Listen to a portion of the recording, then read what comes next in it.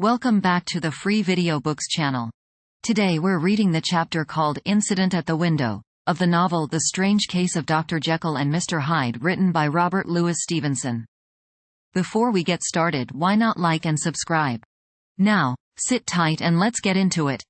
It chanced on Sunday, when Mr. Utterson was on his usual walk with Mr. Enfield, that their way lay once again through the by-street, and that when they came in front of the door, both stopped to gaze on it. "Well," said Enfield, "that story's at an end at least. We shall never see more of Mr. Hyde." "I hope not," said Utterson. "Did I ever tell you that I once saw him, and shared your feeling of repulsion?" "It was impossible to do the one without the other," returned Enfield. "And by the way, what an ass you must have thought me, not to know that this was a back way to Dr. Jekyll's.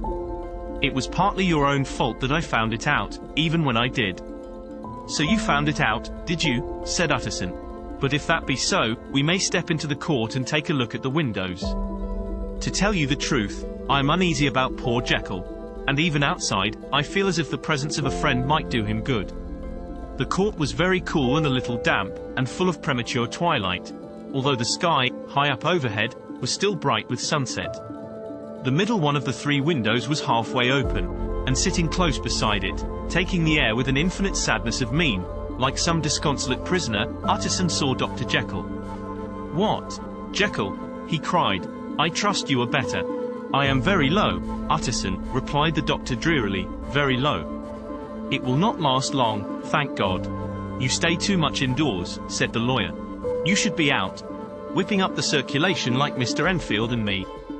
This is my cousin Mr. Enfield, Dr. Jekyll. Come now, get your hat and take a quick turn with us." "You are very good," sighed the other. "I should like to very much, but no, it is quite impossible, I dare not." "But indeed, Utterson, I am very glad to see you.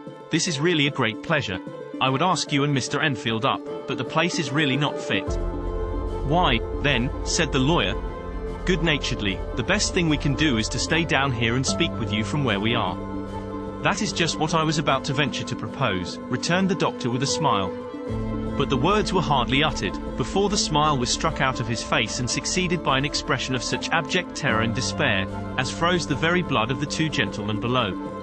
They saw it but for a glimpse, for the window was instantly thrust down, but that glimpse had been sufficient, and they turned and left the court without a word.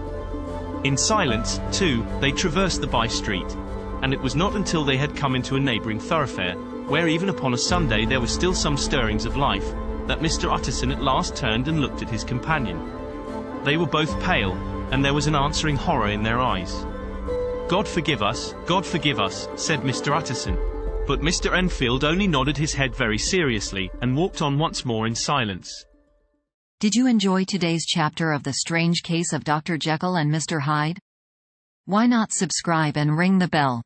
Next time we'll be reading the chapter, The Last Night. Don't miss it.